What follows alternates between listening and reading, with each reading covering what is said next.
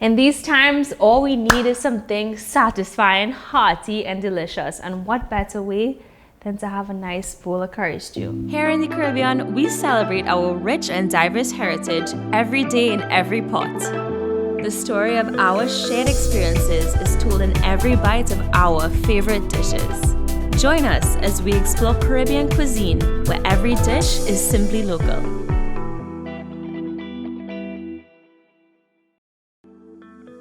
Hi everyone, welcome back. I'm so happy to be here with you guys.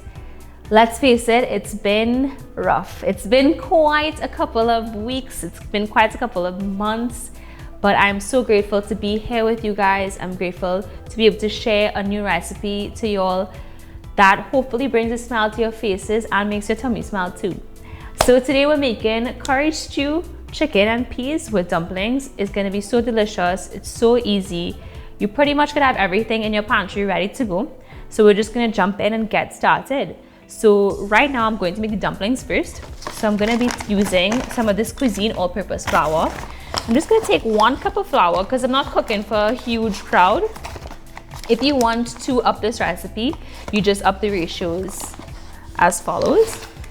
So I have 1 cup of flour, and to that I'm going to add half a cup of water. Kind of push this down. Sorry, before I add the water, I'm going to add a little bit of salt.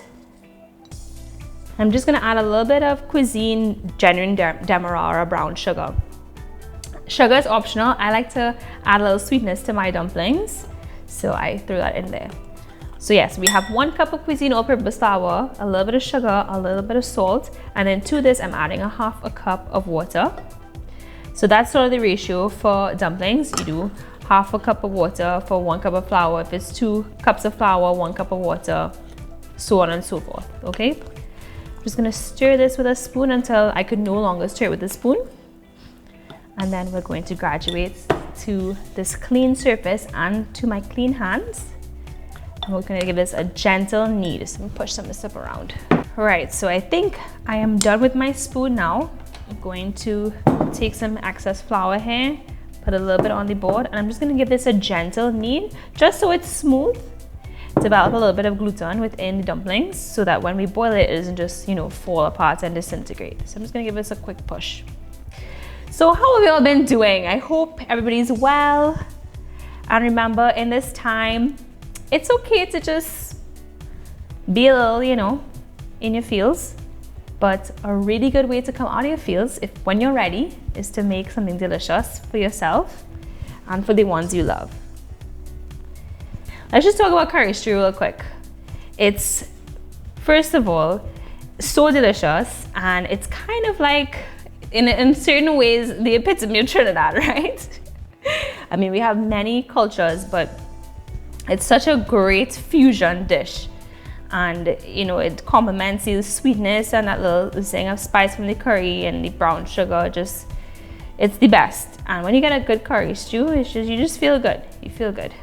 Okay, so I've been kneading for about 5 minutes or so, and our dumpling dough is ready. You have to remember it's dumpling dough, it's not bread dough, so it's okay for it to be a little bit tougher and stiffer, because when we put it in the water, we don't want it to just fall apart. We want it to still have a little bit of a bite and chewiness to it. So there's a couple more pushes, and there we go. All right, so it's time to do our curry stew chicken and pigeon peas. So I have here some chicken that I have cut up, kind of like the stew packs that you get in grocery or in massy stores. And I kind of pre-season it with just some chive and some parsley and some very light season. And what I'm gonna do now is add some curry powder, and it has some curry leaves in it as well. And to kind of jazz it up, to kind of give it a almost like help with that stew flavor within the curry, we added some cinnamon, some clove, and some nutmeg. So that's a little trick for you. So I'm going to put on my glove. If you want to do this barehanded, go right ahead, but yeah.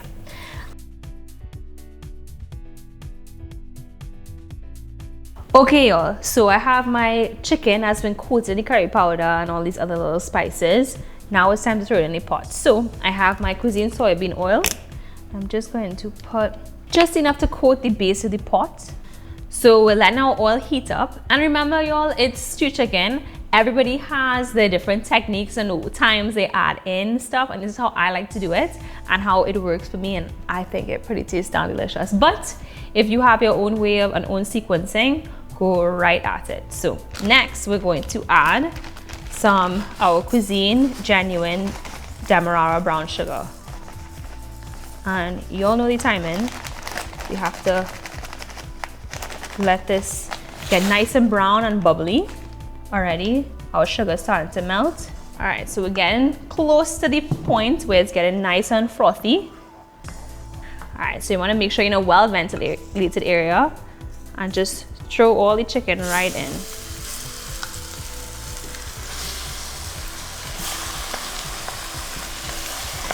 So now we're going to coat. Oh, it smells so good. Y'all know. Can y'all smell it through your phones or your iPad or your desktop or your laptop that you're watching this? Oh, so good. So we're just gonna coat the chicken in all our caramelized brown sugar and oil.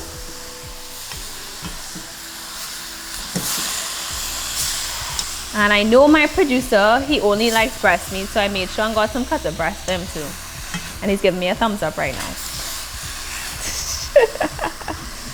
So it's time to sprinkle some water gently. So I'm gonna add some garlic powder, and has a little bit of ginger in it too. All this, however you like to season your meat, go right ahead. But one thing is for sure, you have to have some minced garlic. Adding that right in. Some onions. Right into the mix. We have some thyme and parsley, fresh, like chopped up. And then we have our tomatoes. I think tomatoes is like a must. You have to have a little bit of that acid, and it also gives a beautiful deep color to your stew chicken. All right. I have here a little bit of peppers I'm gonna add just for some heat. And then 2 bay leaves, right? Just gonna give this a quick stir. So all our aromatics are in. Our seasonings are in for the most part. I'm going to cover this down, turn down my heat a bit, and allow it to spring some water. So now is the time we're gonna add the pigeon peas. So I'm just going to open this tin. There we go. And I'm just gonna give this a quick rinse out under the sink, and we're gonna throw these right into the pot. Oh, that smells like curry stew, all right. Oh. What's better than bubbling in a pot, huh? Okay, so I'm gonna just let this cover and set for another 3 or 4 minutes, and then we're gonna add our coconut milk. My pot is bubbling, my water is boiled, and my dumpling dough is nice and soft and ready to go. So I'm just gonna make nice little nuggets with my dumpling dough. So I'm just gonna cut it like this and just roll it into a log, just like so. And you could either use one of these nice cutting boards, or you could, if you need flour, you can go right ahead and use that as well. And this is a lot of, for me, this is a lot. I think this will probably serve about 3 people comfortably. 3 Emilys, maybe like actually 2 humans with 3 Emilys. I'm just gonna keep working these. So I was smelling the pot real plenty, so I had to pause the dumpling cutting up and give this a quick stir. And then right here I have about a cup of coconut milk. And what I'm gonna do, and you know, you've seen your mother do this and your granny do this, you just kind of pour it into the bowl where you had the chicken and all these spices and stuff. Give it a quick stir. You kind of want to get all that last minute seasoning. There you go. And we're gonna pour this straight into our pot. Add that nice richness to the pot. And let the chicken continue to cook for a few minutes. We're gonna start throwing in our dumplings. I have my water that's boiling here. I salted it slightly before. So I'm just gonna boil the dumplings.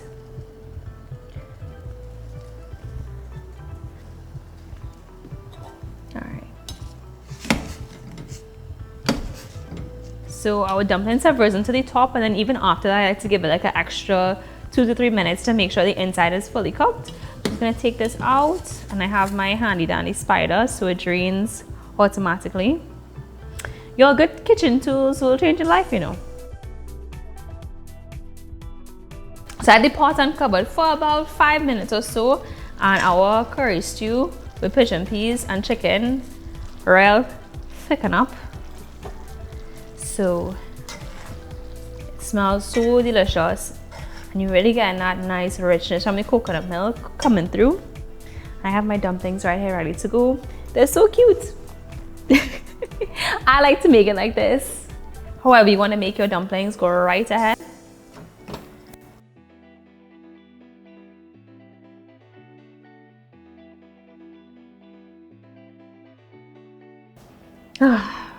Hashtag proud to be Trini. Hashtag let's eat. It's real hard, y'all. Bear with me.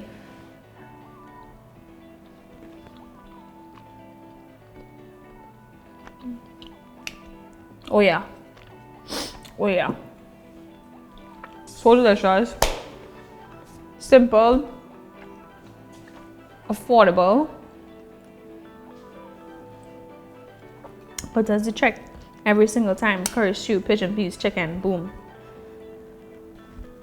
I want to just curl up, eat a bowl of this.